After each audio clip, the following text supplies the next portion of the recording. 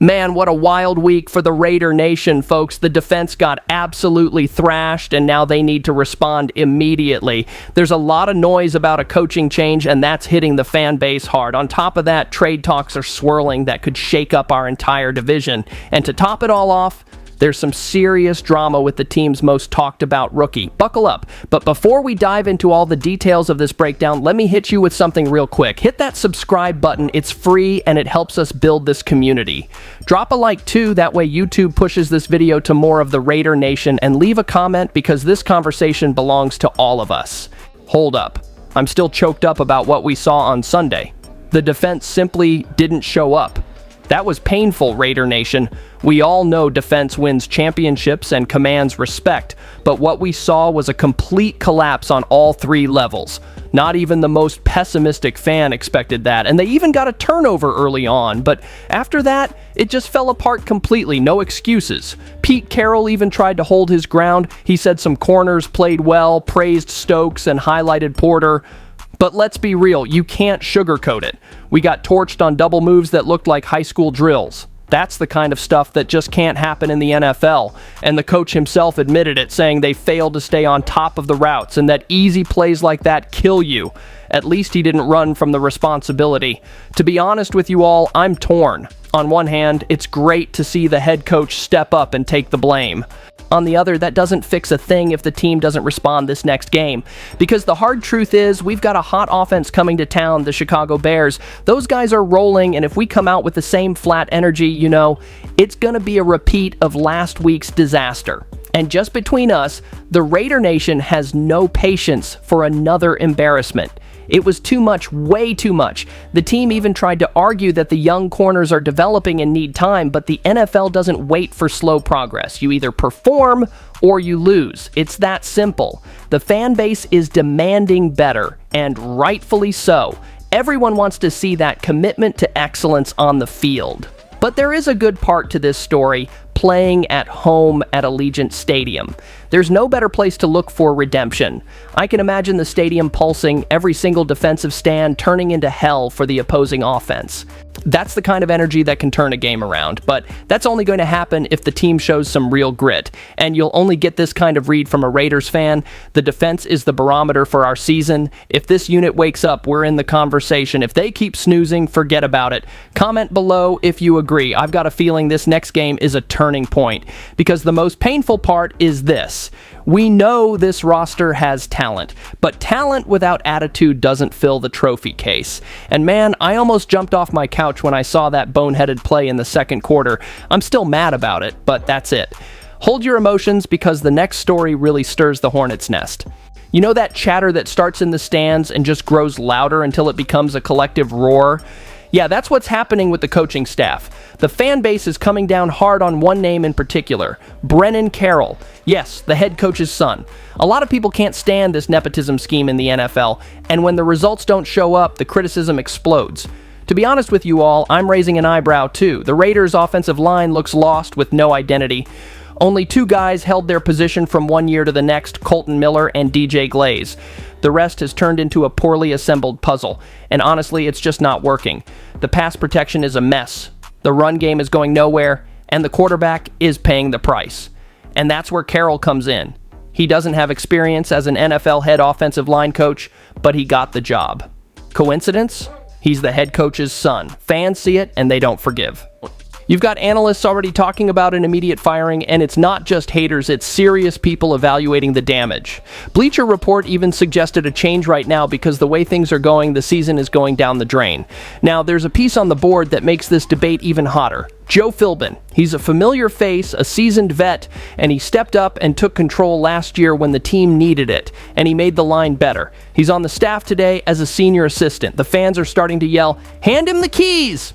It makes sense, right? Put someone in charge who understands the pressure and has already shown he can fix things. But then there's the complicated part. Would Pete Carroll have the guts to strip his own son of power? Hard to imagine, especially this early in the season. Maybe we'll see a silent demotion, like giving more responsibility to Philbin and Chip Kelly without admitting his son lost favor. That could be the way to go, because if it continues like this, not even Allegiant Stadium can save them from the Raider Nation's pressure. And get this, the frustration isn't just about pass protection, the run game is also suffering. Ashton Jeanty can't break out because the line isn't opening up any space. It makes it look like the draft pick was a bust, but the reality is, without a single block, no running back is going to shine. So, the blame falls squarely on the O-line coach. You'll only get this real read from a Raiders fan. The problem isn't a lack of talent, it's a lack of direction. This roster has good pieces, but they're being used all wrong. The Raider Nation feels it, and when the stands feel it, you can bet the locker room feels it too. Comment below if you agree. Is the solution right at home with Philbin? I'm inclined to say yes, but hold on, because the next story has all the makings of a market bombshell that could change the entire offense. Look, this one has had me scratching my head since I first heard it. There's strong talk that Jerry Jeudy could become a trade target, and the team being mentioned in the conversation is none other than our Las Vegas Raiders.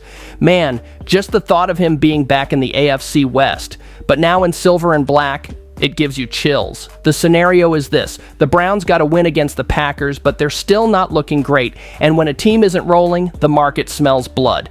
That's where the possibility of them becoming sellers by the trade deadline comes in. And who emerges as a key trade chip? Jeudy, a veteran wide receiver who still has some gas in the tank and knows our division like few others. To be honest with you all, it makes perfect sense. The Raiders offense needs another major weapon in our receiving core. Jacoby Myers and Trey Tucker are carrying the load well, but after that, the production falls off. Donta Thornton Jr., for example, has less than 100 yards. You can't have big dreams without a reliable third option. And think about this. Geno Smith has already shown he can distribute the ball.